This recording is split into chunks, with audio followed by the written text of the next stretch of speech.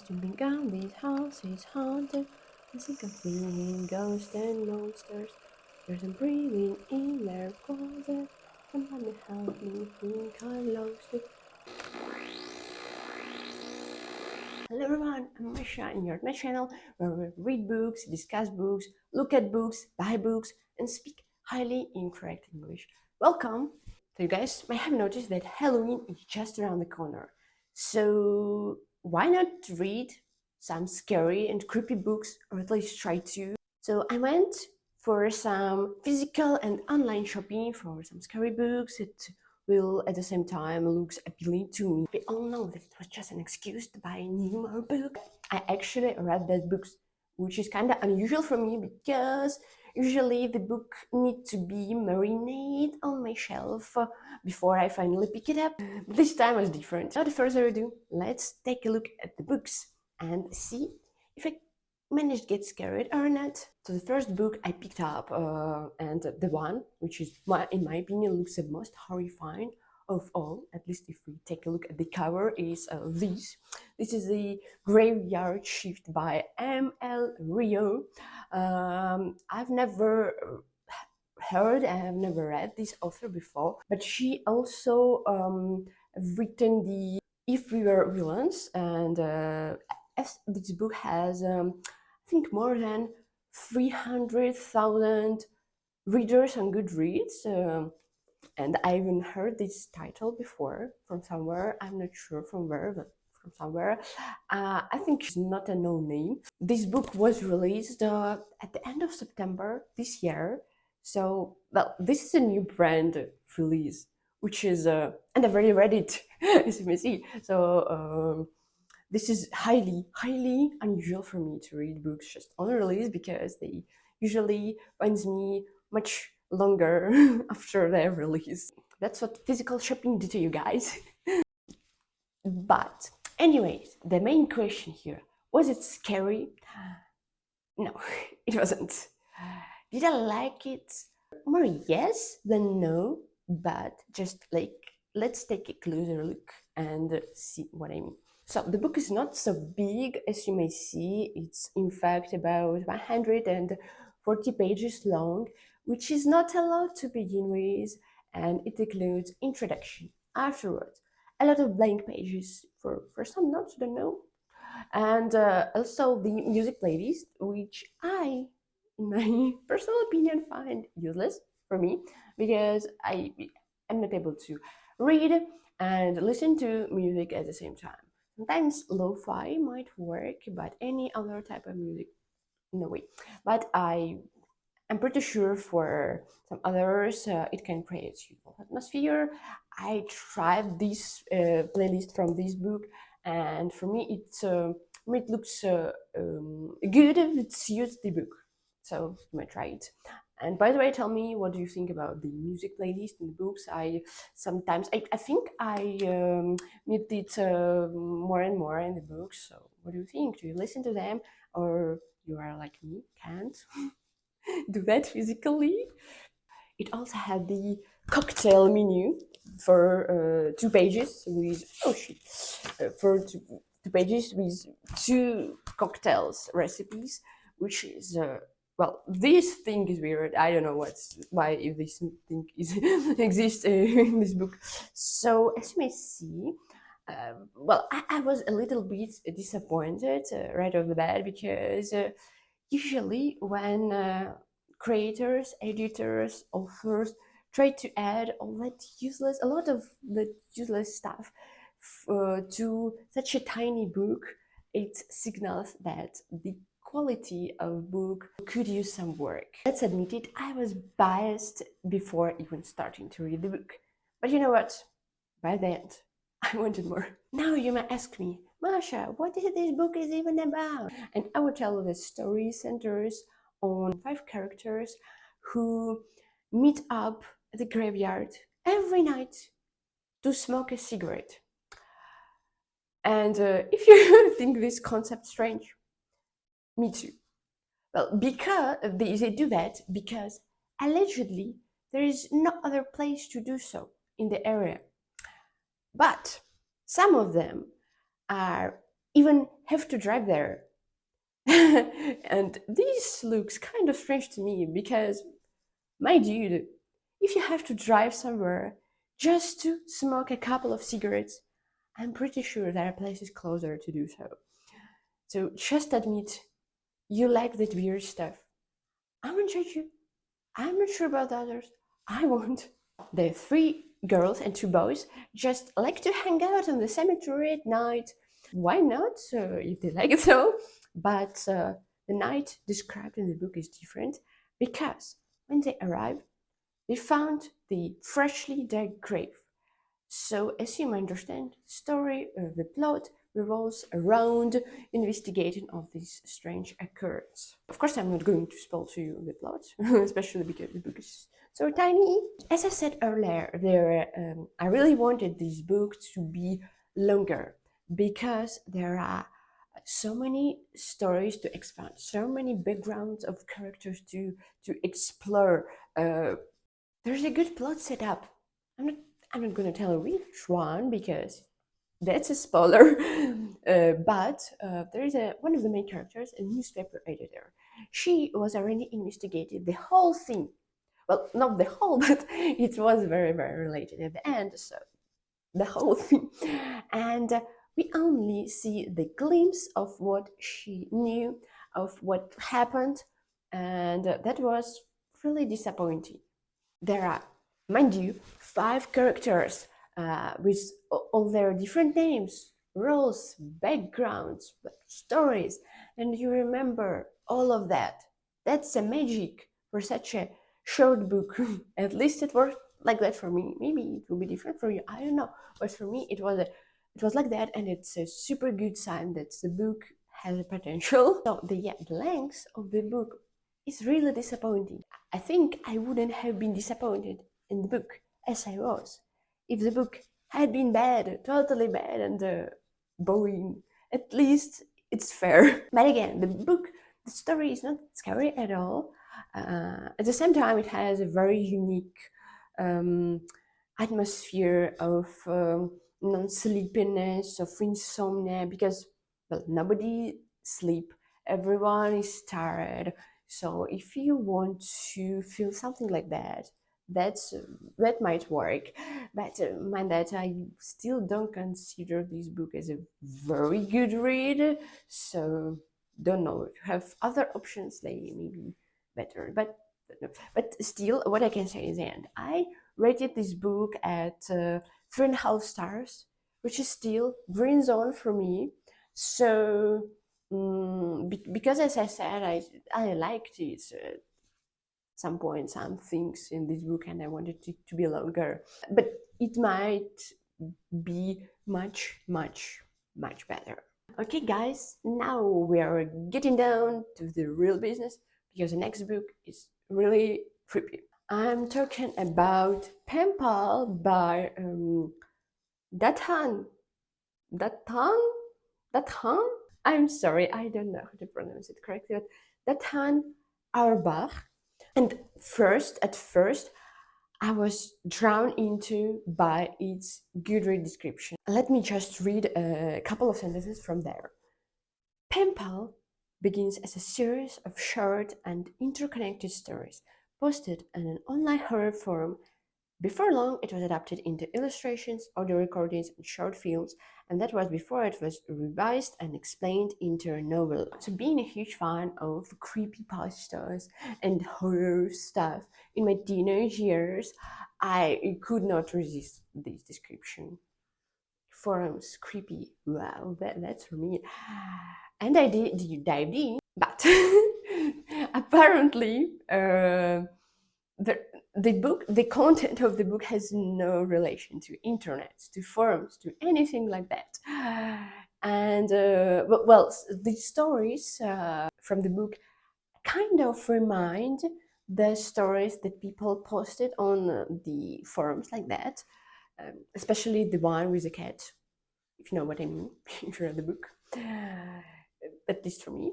But I still like the book. I was a little bit misled, but it's my problem. I read it incorrectly. So in penpal, the narrator, the main character, the author maybe, I don't know, reflects on his childhood, recounting the different events, very bizarre, very scary or tragic even events from his childhood, trying to uncover the unsettling truths behind those events.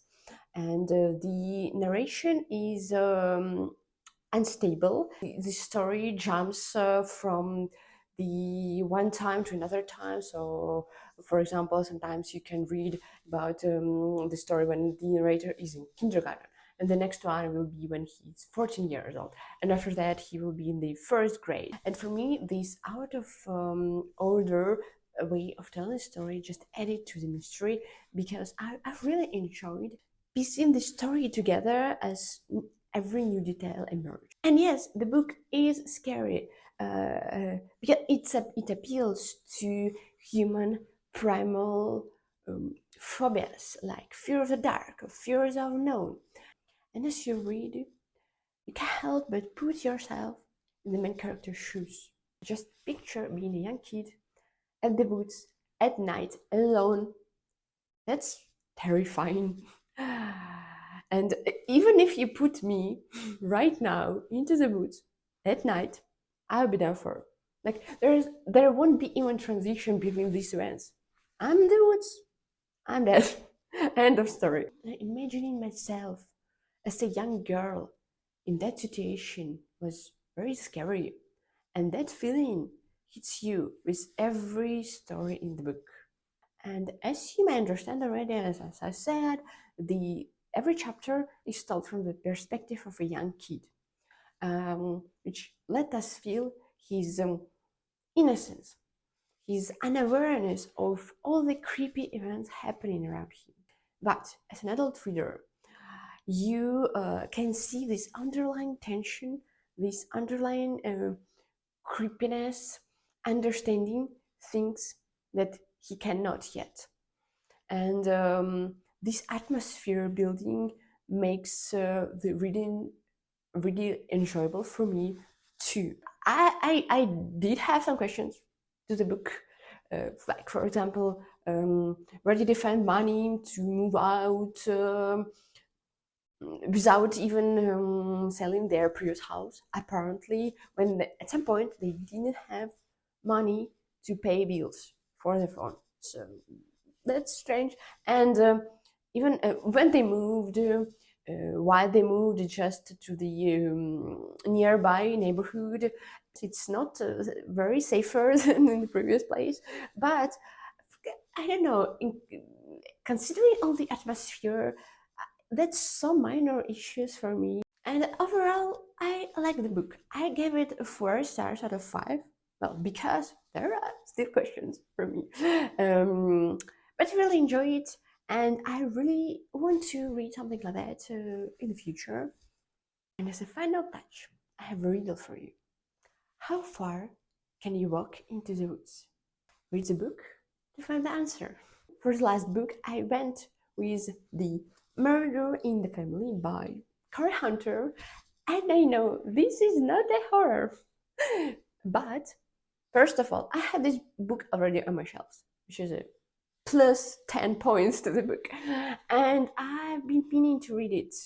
And this is a mystery, this is a thriller, this is a mystery thriller, and I'm not joking. Those are three different genres if we take into account Goodreads' opinion on the matter. So I took it. This book is a true crime podcast in paper. It's structured as an 8-episode podcast script. As you may see, this is a script with additions of emails, newspaper articles, some maps here, some medical reports, detective notes, and so on and so forth. There is even voice messages written out, which at the beginning honestly felt ridiculous, but then you get used to it. And right away, the format reminded me the Night film by m.rubeski, with all these additional stuff.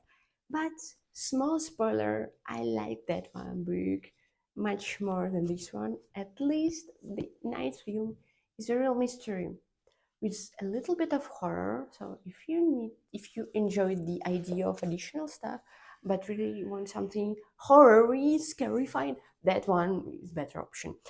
And it also reminded me the game Orwell, which is truly great. Play it if you haven't yet.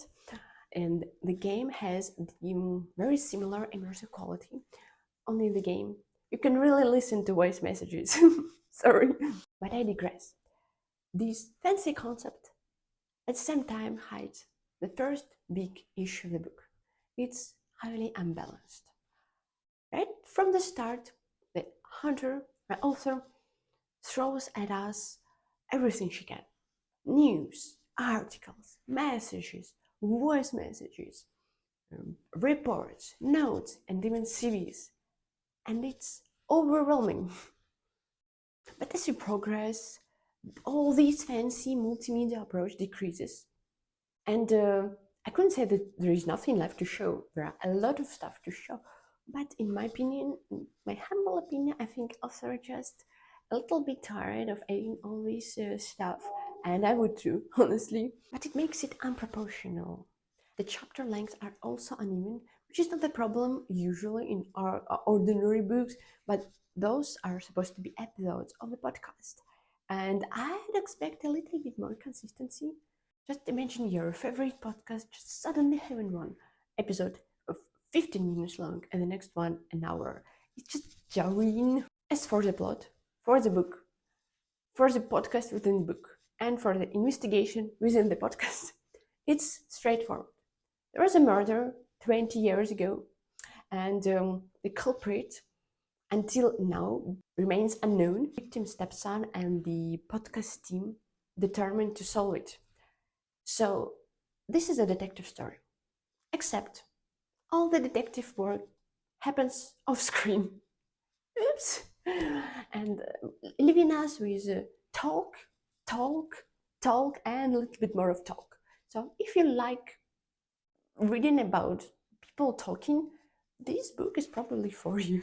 What else can I say? Obviously, it was not scary, but it is not a thriller either. There is no breathtaking moments. Nothing pushes you to read it non-stop. You can easily close the book at any point because, oh, well, it's just investigation. They are not even go anywhere. They usually just recount things that have already happened somewhere. It is not very thrilling approach. That said, I couldn't call it a bad book. It kept my attention to follow along, and I enjoyed some of the twists. It's not so hard to piece together who the murderer is, but at the same time, the explanation is still plausible and may be surprising for the people less experienced in detective stories. But the book takes a huge hit in the last 2 pages. Drastically. Everything was fine at that point. No, not everything, but it was still okay until those 2 pages. And well, spoiling your book so badly within 2 last pages requires a serious skill. And just applaud to the author. Of course, I'm not going to give any spoilers for this, but just why? Why? My rating dropped from the quite good to average just in 2 pages. Another thing that I didn't laugh at is a lot of dead ends left after the finale of the story, because there were some amount of quite promising leads at some point of the investigation that appeared to be irrelevant to the, let's say, main story. And hey, I think I still deserve to know something about it because you set it up. That's I want to know. Of course, not in the frame of podcast episode. I perfectly understand that podcast is over when the murderer is known. But I remind you that the book set it up a lot of extra materials, like emails and news articles and other stuff. So use them to give her some closure, because the author used them to mess up the ending. why not to apply them to make it a little bit better?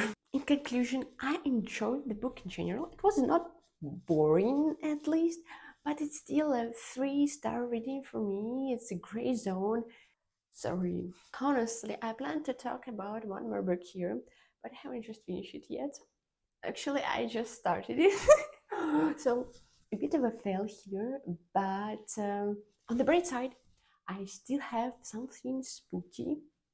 I hope so. I hope at least it will be spooky to read when the Halloween actually arrives. So, yeah, but I'm talking about the Summer Sons by Lee Mandello. This book is about two friends, two boys with a very strong bond, which were super close, as I understand. But at some point, one of them moves out, goes to some university, and separates. And after some times, he suddenly leave this life, and our main character Andrew does not believe in like official explanation of this event and try to solve the mystery of his death, and there should be some creepy occurrences and all the secrets. But as I said, I just started to read it, and it may take very unexpected turn. So, but if you're intrigued, stay tuned. I think I will cover it in one of the future videos. I hope.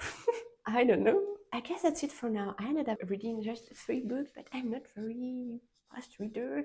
Let me know in the comments if you read some of these books, what your thoughts about them, or if you're planning to pick something up too. And also tell me if you have any recommendations of really creepy, chilly books. Drop them below too. And thank you for watching till the end. I really appreciate it. And good luck. See you next time. Bye.